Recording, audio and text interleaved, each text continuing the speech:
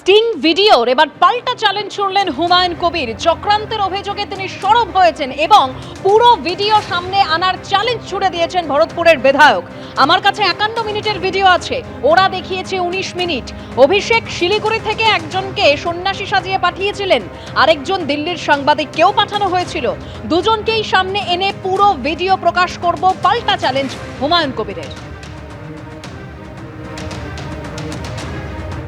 ভিডিওতে কোনো সামনাসামনি আপনার বা আমার সঙ্গে ছবি বা নরেন্দ্র মোদীর সঙ্গে করছি না, অমিত শাহর সাথে করছি না, আসামের মুখ্যমন্ত্রী হিমন্ত বিশ্ব শর্মার সঙ্গে করছি না, মধ্যপ্রদেশের মুখ্যমন্ত্রী মোহন যাদবের সাথে করছি, সেটা কিন্তু দেখাতে পারেনি। শুধু আমি কথা বলছি, অপর দিকে হিন্দিতে কথা বলছে, আমিও তার সাথে হিন্দিতে কথা বলেছি। সেটা আমার কাছে ডকুমেন্টস আছে প্রায় 51 মিনিটের, আর ভিডিও দেখানো হয়েছে কত 19 মিনিট 14 সেকেন্ডের। আমি পুরো ভিডিও সামনে আনবো। সেই ভিডিও অভিষেক বন্দ্যোপাধ্যায় শিলিগুড়ি থেকে লোক পাঠিয়ে একজন মহারাজের বেশে এবং একজন সাংবাদিক সেজে, সে দিল্লির সাংবাদিক, অভিষেকের লোক, সেই সাংবাদিককেও তুলে আনবো এবং এই মহারাজকেও তুলে আনবো আপনাদের সামনে। এটা প্ল্যান। হুমায়ুন কবিরকে মুসলমান নেতা হতে দেবে না, মুসলমানদের নেতা হতে দেবে না। এর সূত্রপাত বৃহস্পতিবার। তৃণমূল কংগ্রেস সাংবাদিকদের মুখোমুখি হয়ে হুমায়ুন কবিরের একটি ভিডিও প্রকাশ্যে এনে হুমায়ুন কবিরের সঙ্গে বিজেপি আতাতের অভিযোগে সরব হয়েছিলেন। কি ছিল সেই ভিডিওতে দেখুন। मेरा पास पैसा चाहिए, मैं मुसलमान को इकट्ठा करने के लिए, उनको चुनाव में मेरा पास वोट लेने के लिए, वो एक एक सीट में 3 करोड़ 4 करोड़ खर्चा होगा। आपको टोटल कितना पैसे का जरूरत है जो आप ये आपका लक्ष्य है इसको पूर्ण कर सकते हैं? मैं पूरा लक्ष्य होगा 1000 मिलेगा तब बहुत। मतलब 1000 करोड़। मेरा जो ऑप्शन रहेगी, मैं जो 1000 करोड़ रुपया आपको नहीं मांगते हैं ना, तो मैं 300 करोड़ रुपया मैं पहले से, वो जो आपको बिहार में जो चुनाव नीतीश कुमार की जो फॉर्मूला में किया, जो 1-1 हजार करके 12 महीने में एक साल में 12,000 है, वो दे दिया 10,000 करके पर फैमिली। तो पूरे वोट तो आपका पास चला गया। मतलब आपका कहना है कि ऐसे ही आप उसको बेवकूफ बना, लेकिन उन लोग क्या इतना बेवकूफ बनेगा? जरूर बनेगा। ये कॉन्फिडेंस के साथ हायर अथॉरिटी को बता देते हैं कि आपका ये धनराशि चाहिए, ये अगर आपको अमाउंट मिल गया तो आगे जाके आप एटलीस्ट 50 to 60 वोट आप आपको जो 1000 देना है, मेरा एक साथ में नहीं चाहिए, मैं पार्टली देना चाहिए। तो मैं आपको यही बोलते हैं, जितना जल्दी है 200 करोड़ दे दीजिए। मेरे को साथ दिल्ली हो कोई ऐसा कॉन्फिडेंसली कोई।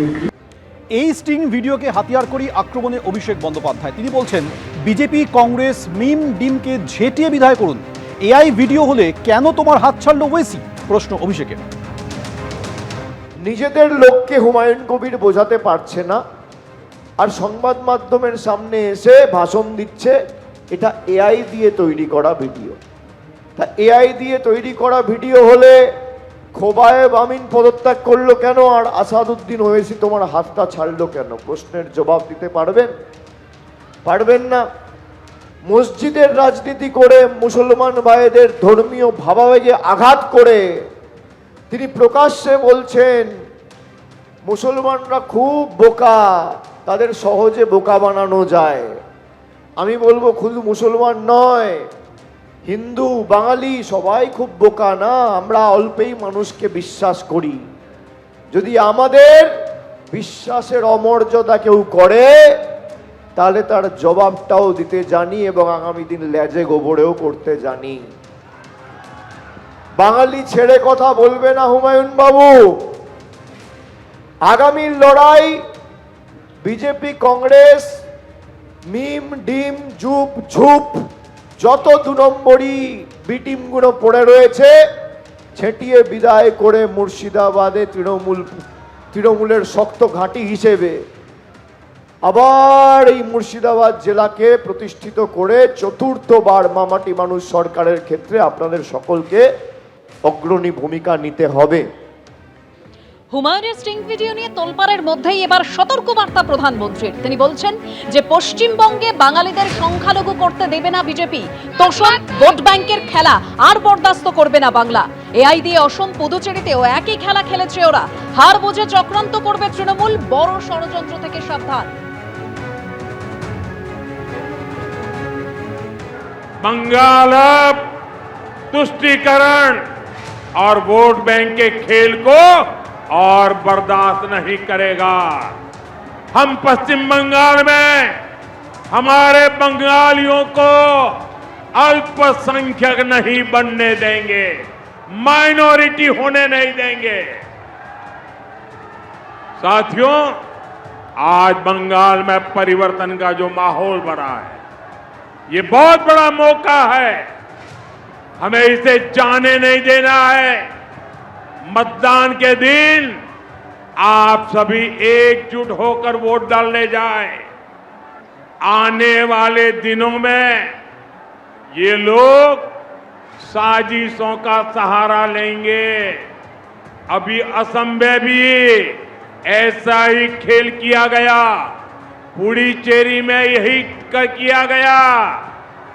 एआई के जरिए, आर्टिफिशियल इंटेलिजेंस के जरिए फेक वीडियो बनाकर ये झूठ फैलाने की कोशिश करेंगे। हमें ऐसे किसी झूठ का शिकार नहीं होना है। हमें सच्चाई के साथ इसी मजबूती से डटे रहना है। এসএসসি তদন্তে ফের পার্থ চট্টোপাধ্যায়ের বাড়িতে পৌঁছে গেল ইডি। কেন্দ্রীয় বাহিনীকে সঙ্গে নিয়ে পার্থ চট্টোপাধ্যায়ের নাকতলার বাড়িতে পৌঁছে গেল ইডি। প্রায় 5.5 ঘন্টা জিজ্ঞাসাবাদ করা হয় প্রাক্তন শিক্ষামন্ত্রীকে। অন্যদিকে নিয়োগ দুর্নীতিতে মিডলম্যান প্রসন্ন রায়ের নিউ টাউনের অফিসেও হানা দেয় ইডি আধিকারিকরা।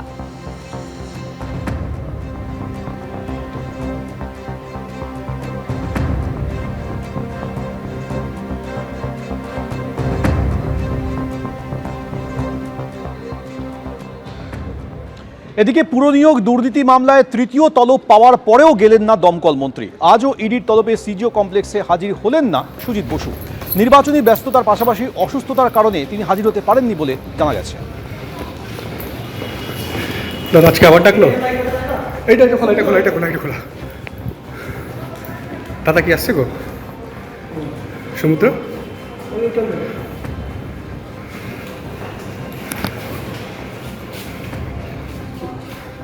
এবিপি আনন্দ, এগিয়ে থাকে, এগিয়ে রাখে।